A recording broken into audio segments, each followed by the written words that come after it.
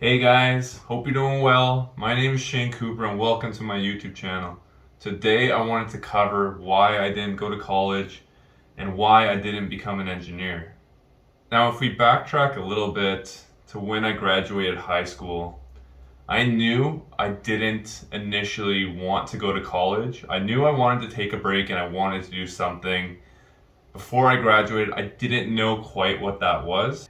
My dad's an engineer, and I saw that he was doing well, he made good money, he seemed happy, and he liked similar things that I liked, such as math, physics. Those are subjects in school that I was good at.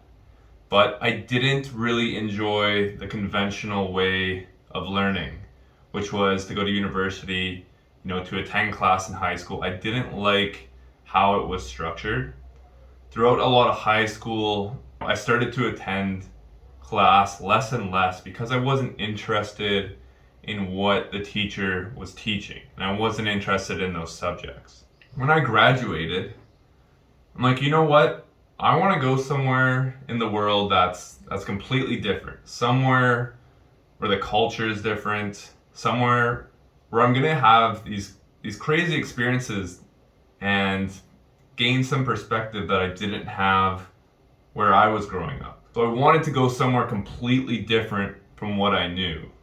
Initially, I wanted to go to Australia, but I soon realized the culture was similar and it was also really expensive, and that wasn't within my budget. So I was like, you know what? Where should I go? I chose Thailand. I thought it was a unique place with different culture, different cuisine, and it was also cheap. And I don't know how I even stumbled upon it or how the thought entered my mind. I might have done some research, I might have saw how cheap it was to backpack the country, and maybe that was the decision that pushed me to go to Thailand. But to this day, I still think Thailand is such an amazing place and everyone should experience Thailand or maybe another country within Southeast Asia. Anyways, so my goal was to go traveling for a couple months, come back, and become a mechanical engineer. So that would enter a 4-year college program where I would earn a bachelor's degree in engineering. That was the game plan. Now, what happened after that, I never would have expected. So when I came out of high school, I was a very shy kid. I was quiet. I kept to myself. I had my group of friends, but I wasn't very expressive. I was quiet. I was shy. And, I would say I was scared of a lot of things. And that moment that I chose to go to Thailand, that was something that was deep within me that I think I needed to do in my life. And I don't know what inspired traveling. I think it might have been when I was 10 years old, I believe, might have been 11. My dad was married to a Peruvian woman, and he decided to bring me and my sister to Peru for a couple weeks. On that trip, I experienced some crazy things. I was crossing the street, and in different and developing countries, cars don't really follow stop signs or lights or anything like that. So, I was a young kid and I didn't really know any better, but I was crossing the street and I remember this vividly because the light was still red, and I remember this cop car zooming right behind me and almost hitting me. And it scared me. I was like, Dad, that cop almost hit me. Everything was new there. The smells, the culture, the environment. It was all different. I remember Machu Picchu. And if you haven't heard of Machu Picchu, please go look it up. It's one of the wonders of the world. This region of Peru, there's these ruins that are on rolling hills within the mountains. And it was one of the most beautiful places I'd ever seen as a kid. I don't know if I truly appreciated it at the time, but I can look back to those memories and remember me and my sister running around the ruins and just having a good time, seeing the mist in the mountains and the llamas strolling around. It was really cool. And I think when I turned 18 years old, or when I was 17, 18, those memories inspired something in me to go out and see the world and travel again. And I know not everyone has the opportunity to have an experience like that, where at a young age they're able to travel to a different country and experience different things. But as an adult, we can do whatever we want, right? We don't have to follow the conventional path that's set out for us in life to go to high school. Right after that, go to university, get a job, buy a house, have a family, follow that conventional route. That's not a requirement, but as we grow up, that's ingrained in us by society, by our parents, how life is supposed to be. But life is what you make of it. You don't have to follow a conventional path to be successful or to live a life where you're truly happy. When I decided to travel to Thailand, I booked a 2-month trip with my friend, and we hopped on a plane and we went to Thailand. Thailand was not the best place for him. He didn't really like unique cuisines. He didn't like the heat too much. He wasn't used to different accents, things like that. I'm half Portuguese, so when I grew up, I was eating octopus when I was 8 years old. I was eating all kinds of different food, and I was always open to the possibility of trying different things because my mom forced me to when I was a young age, so I got used to it. Throughout our 2-month trip in Thailand, me and my friends took tuk-tuks across the country. We tried different cuisine. We went to different places. We met different people. We saw extreme poverty and people that were so happy. I'd never seen people so happy in my life with so little. And I think that was a defining moment in this trip that made me realize that the way we were doing things in Canada and the US wasn't the path that needed to be taken to achieve happiness in life. And isn't that the ultimate goal, to live a happy, fulfilling life? Not just to have material objects and beautiful things and lots of money. Does that really equate to happiness? We don't really know. That was a turning point for me in my life. We went to this small lake. I don't even remember. I think it was near Ayutthaya in Thailand. But me and my friend, we took a taxi to the small lake. There were lots of small houses that were around. Most of them, they had tin roofs, tin siding, and they had lots of openings and, multiple people that were living inside them.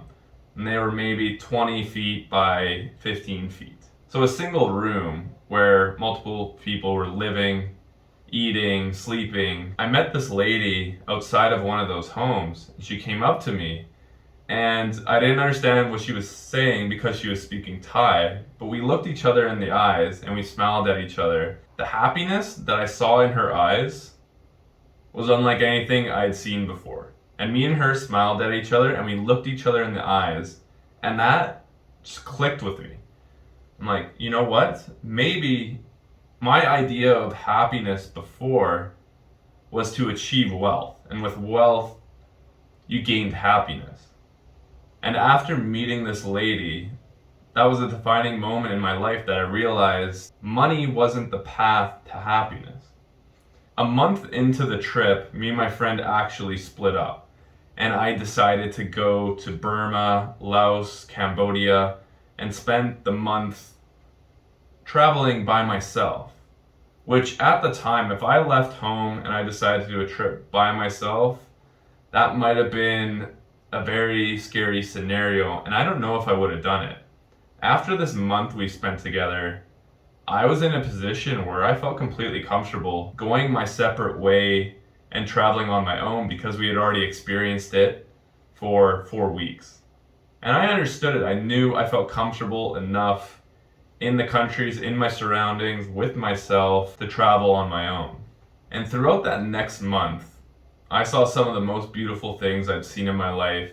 I connected with people I'd never connected with before. And there were so many people I met traveling. They did the traditional route. They went to college, they got a job, and they'd worked in that job for 10, 15, 20 years.